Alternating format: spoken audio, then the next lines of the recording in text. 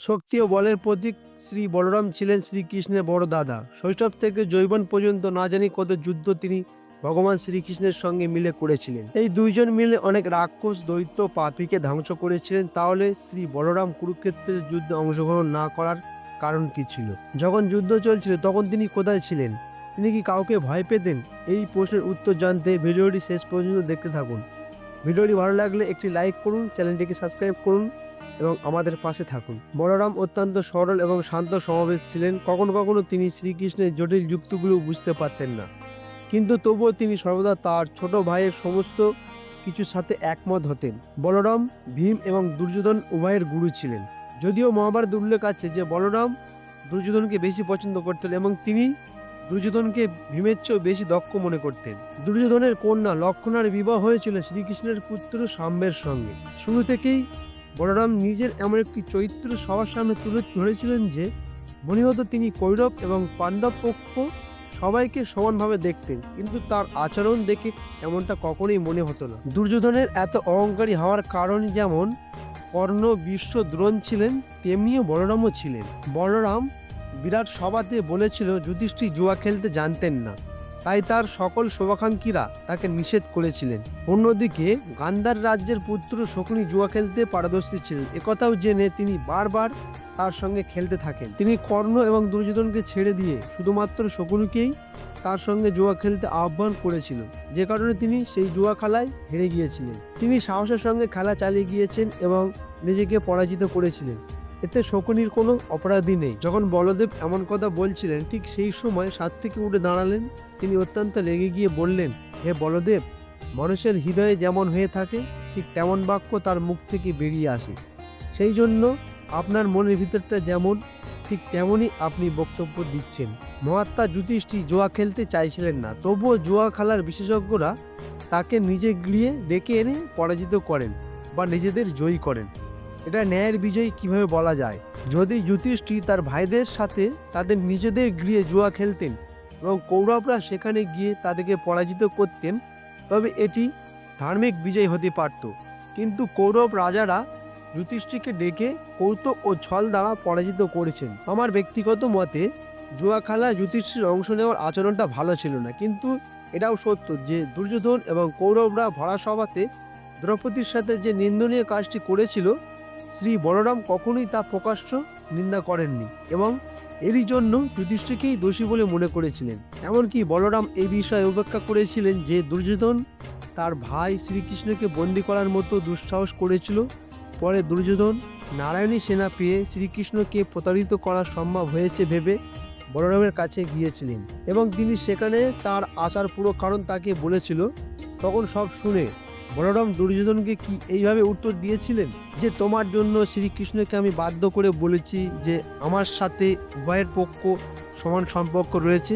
রাজন, আমি এই প্রশ্নটা বারবার পুনরাবৃত্তি করতে চেয়েছি, কিন্তু শ্রীকৃষ্ণ আমার কথা কখনোই শোনেনি এবং আমি শ্রীকৃষ্ণ ছাড়া অন্য কোথাও এক মুহূর্ত থাকতে পারবো না। অতএব আমি এই সিদ্ধান্তে এসেছি, আমি না তো অর্জুনকে সাহায্য করব, না তো দুর্যোধনকে সাহায্য করব। কুরুক্ষেত্রের যুদ্ধ শুরুর আগে শ্রী বলরাম পাণ্ডবদের শিবিরে পৌঁছেছিলেন।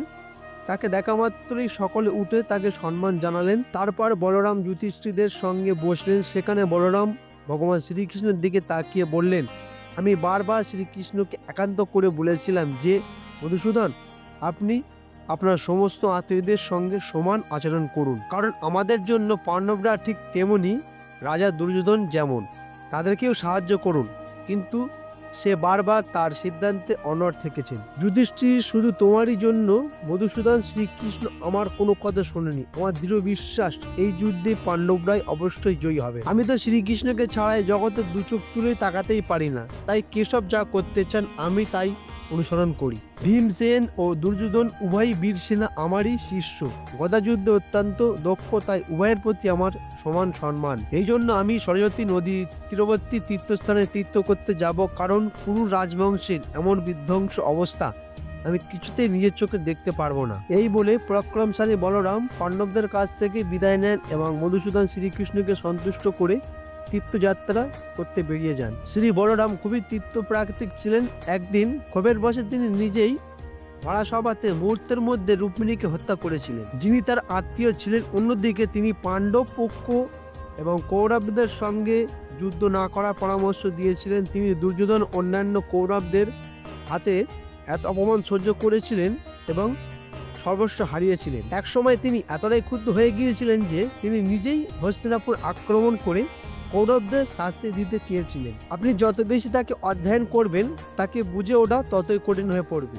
এছাড়াও পাণ্ডবদের প্রতি শ্রীকৃষ্ণের অগাধ স্নেহ শ্রী বলরাম এবং কুরুক্ষেত্রের যুদ্ধে অংশগ্রহণ না করার কারণ এটাই হতে পারে। অবশ্যই বলরাম বলেছিল যে কৌরব এবং পাণ্ডবদের প্রতি তার সমান স্নেহ ছিল, কিন্তু অনেক জায়গায় তিনি পরোক্ষভাবে দুর্যোধনকে সমর্থন করতে চেয়েছিল। সম্ভবত এই বৈষম্য শ্রীকৃষ্ণের প্রতি তার ভক্তি তাকে যুদ্ধ থেকে দূরে সরিয়ে রেখেছিল। কুরুক্ষেত্রের যুদ্ধের শেষে ভীম যখন দুর্যোধনকে পরাজিত করেছিল, তখন বলরাম রেগে গিয়ে বলেছিল, হে কৃষ্ণ, রাজা দুর্যোধন আমাদেরই মতো শক্তিশালী ছিল, গদাযুদ্ধে তাকে হারানোর মতো কেউ ছিল না।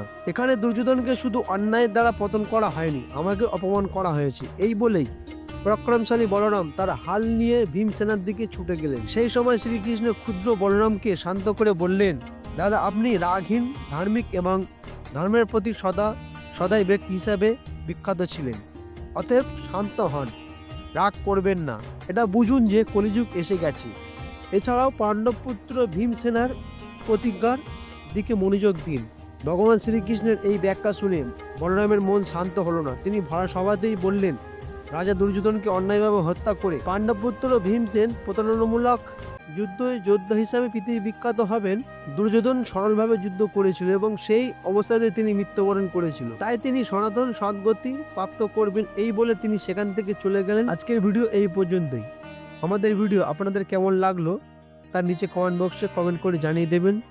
আর আমাদের এই ভিডিও যদি আপনার ভালো লেগে থাকে তাহলে অবশ্যই একটি লাইক, শেয়ার, সাবস্ক্রাইব করতে ভুলবেন না।